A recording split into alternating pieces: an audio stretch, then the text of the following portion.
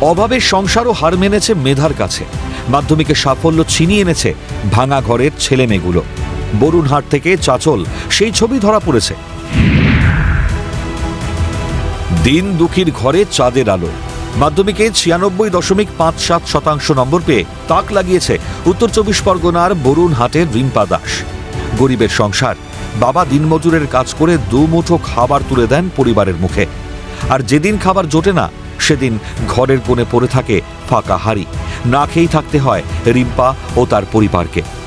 সংসার চালাতে রিম্পার মাও মাঝে মাঝে মাঠে কাজ করতে যান, কিন্তু কোনো প্রতিকূলতাই হার মানাতে পারেনি রিম্পাকে, দমিয়ে রাখতে পারেনি তার প্রতিভা, মেধাকে। মাধ্যমিকে ফল প্রকাশ হতেই চোখে জল গোটা পরিবারের। সেটা দুঃখের নয়, আনন্দের।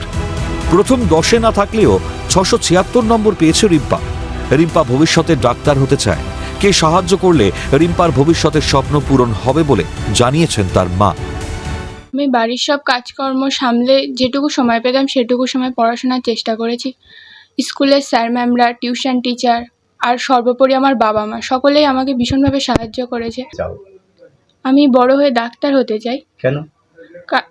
এই সুন্দরবন এলাকায় অনেক মানুষেরই অভাব অনটনের মধ্যে দিন কাটে, সুতরাং তাদের চিকিৎসা করার সামর্থ্য হয়ে ওঠে না। আমি সেই সকল দরিদ্র দুঃখী মানুষদের পাশে দাঁড়াতে চাই। আমরা তো ওকে খুবই কষ্ট করে মানুষ করছি, আর ওর খুব চেষ্টা আছে। বাড়ি আমি সব সময় থাকি না, মাঠে টাটে থাকি গরু বাছুর নিয়ে, সেইভাবে দুধ বিক্রি করিয়ে সেইভাবে আমি মেয়েদের মানুষ করছি। ওর বাবাও কার্যসূত্রে মাঠে টাটে কাজ করে। আর একটু যদি আমাদের সাহায্য করে, কোনো সহায়তায় ব্যক্তি যদি আমাদের সাহায্য করতে চায়, তাহলে আমরাও একটু ভালো সাফল্য হব। রিম্পার সাফল্যে খুশি তার স্কুলের শিক্ষকেরাও। রিম্পার জন্য খুবই গর্বিত বলে জানিয়েছেন তার স্কুলের ভারপ্রাপ্ত প্রধান শিক্ষক। রিম্পার মতোই আরও এক ছবি ধরা পড়েছে মালদহের চাচলে। অভাবের সংসারে বড় হয়েছে রুদ্রনীল দাস। এবছর মাধ্যমিকে তার প্রাপ্ত নম্বর 653। রুদ্রনীলের বাবা বেসরকারি বাসের টিকিট কাটেন। তার সামান্য আয়ের ওপর নির্ভর করেই চলে সংসার। রুদ্রনীলের সাফল্যে খুশির বাঁধ ভেঙেছে পরিবারের।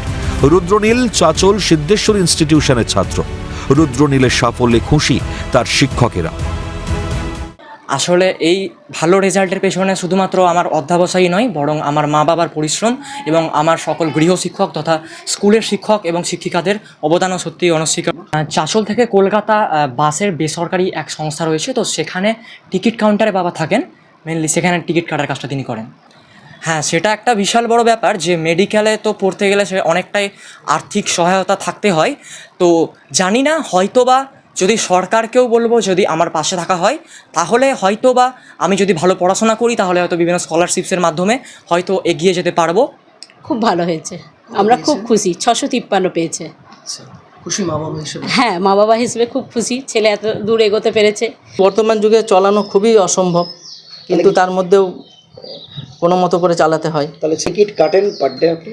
সেটা বলা যাবে না, কোনো দিন হয়তো 10টা টিকিট বিক্রি হয়, কোনো দিন 5টা, কোনো দিন আবার হয় না। তবে তো আমার ভীষণ গর্ব হচ্ছে, যেটা গর্ব বলে শেষ করা যাবে না, যে আমার ছেলে এত ভালো রেজাল্ট করেছে এত কষ্টের মধ্যে।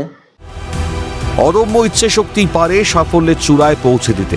তারই জলজ্যান্ত উদাহরণ রিম্পা ও রুদ্রনীল। অভাবের সংসারে মাধ্যমিকে সাফল্য এনে তাক লাগিয়েছে তারা।